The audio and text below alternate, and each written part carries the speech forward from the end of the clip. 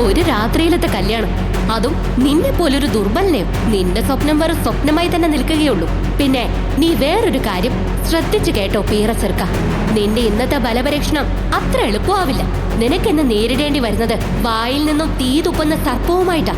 പിന്നെ 1000 കിലോ ഭാരമുള്ള തീഗോളത്തെ ദൂരേക്ക് എറിയണം.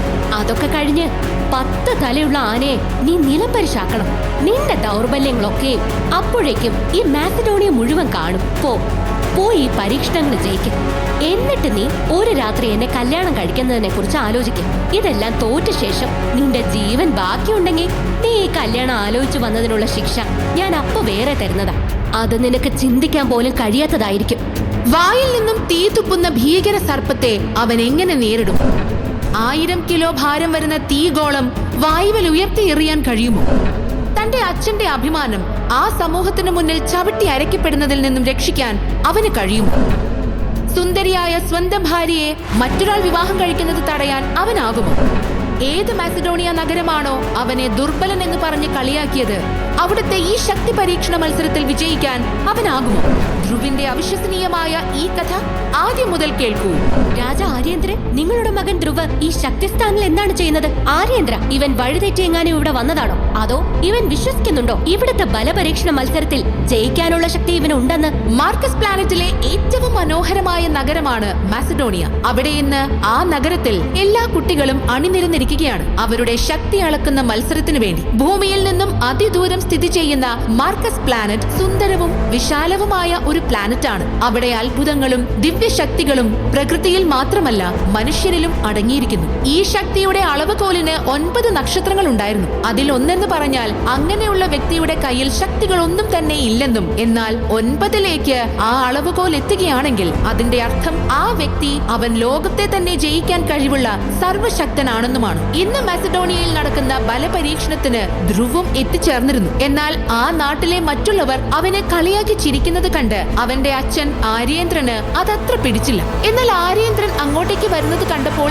എല്ലാവരും ഒന്ന് നിശബ്ദരായി. അയാൾ ധ്രുവിന്റെ അടുത്തെത്തി പറഞ്ഞു, മോനെ, നിന്റെ ശക്തി തെളിയിക്കാൻ നീ ഈ മത്സരത്തിൽ പങ്കെടുക്കേണ്ട യാതൊരു ആവശ്യമില്ല. നിന്നെ ഞാൻ എന്റെ രാജസിംഹാസനത്തിനടുത്ത് തന്നെ സ്ഥാനം തരുന്നതാണ്. ധ്രുവ് ആര്യേന്ദ്ര രാജാവിന്റെ ഏക മകനായിരുന്നു. അവൻ തന്റെ 11ാം വയസ്സിൽ തന്നെ മസഡോണിയയിലെ ജനങ്ങൾക്ക് മുൻപിൽ 9 നക്ഷത്രങ്ങൾ തെളിയിച്ച് അവന്റെ ശക്തി വ്യക്തമാക്കിയതാണ്.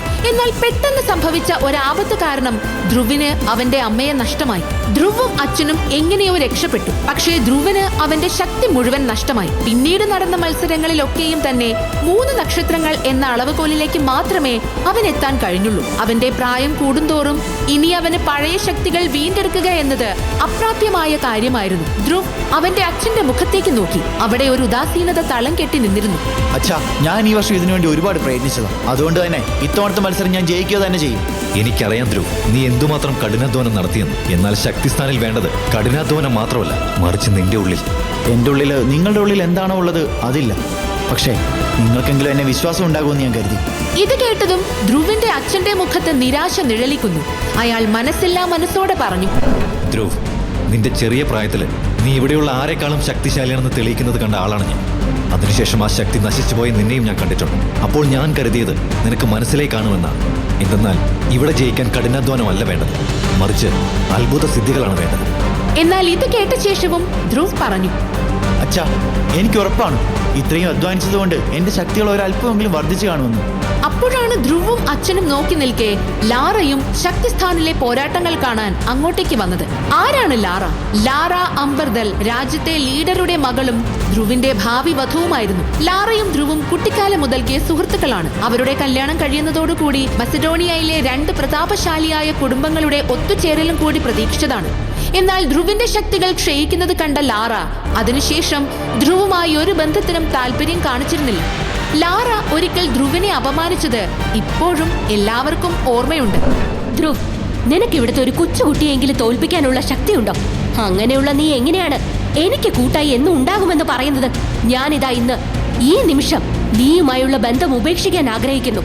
ഇത് കേട്ടതും ആര്യേന്ദ്രൻ ഇടപെട്ട് പറഞ്ഞു, ലാറ, മറക്കരുത്, നിങ്ങളുടെ ബന്ധം ചെറുപ്പത്തിൽ തന്നെ പറഞ്ഞുറപ്പിച്ചതാണ്.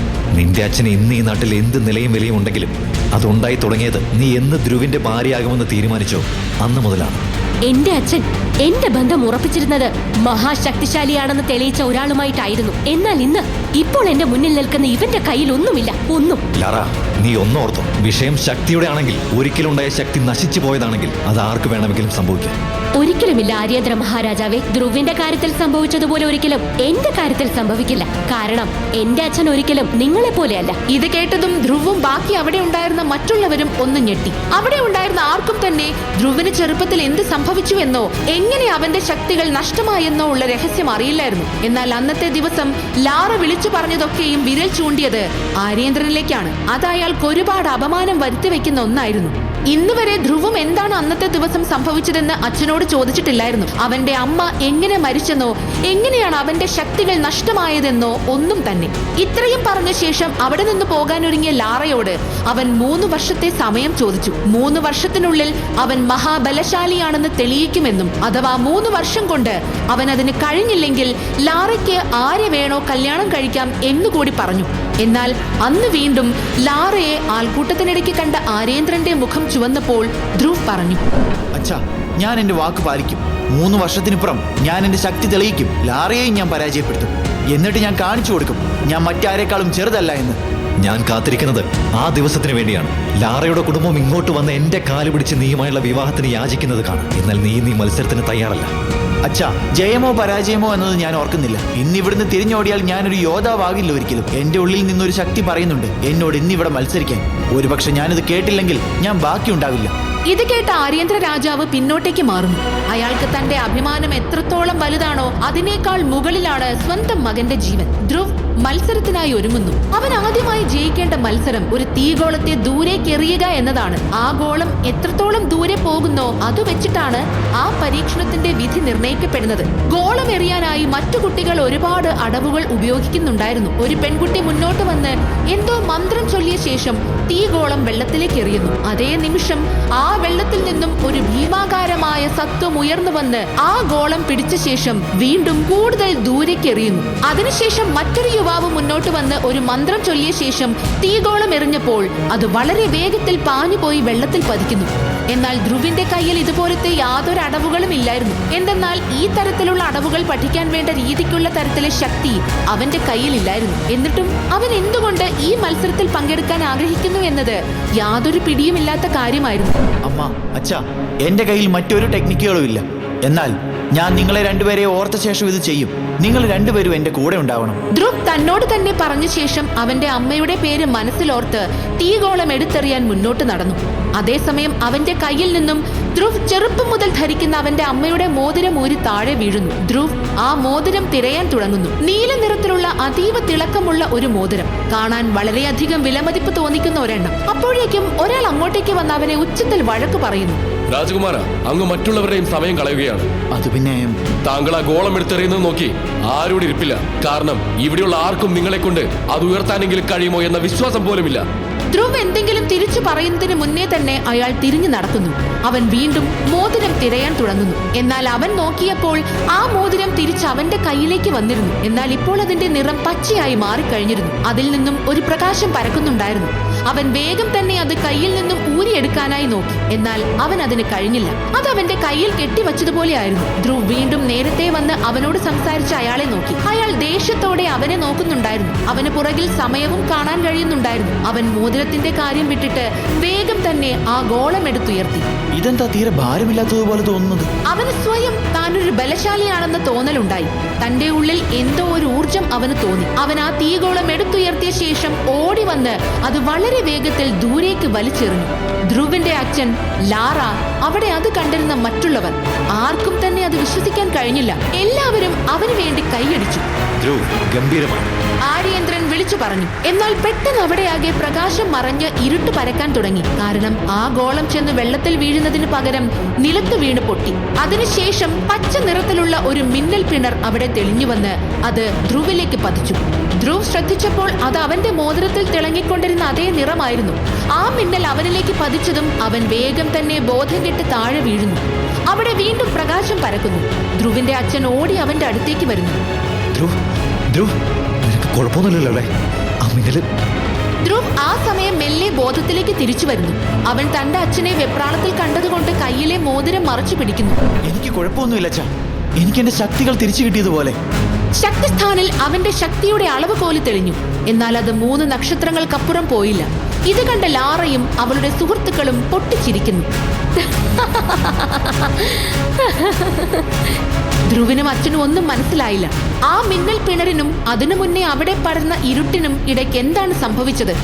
അച്ഛാ, അച്ഛാ, എന്താണ് സംഭവിക്കുന്നത്? എനിക്കൊന്നും മനസ്സിലാവുന്നില്ല ധ്രുവ്.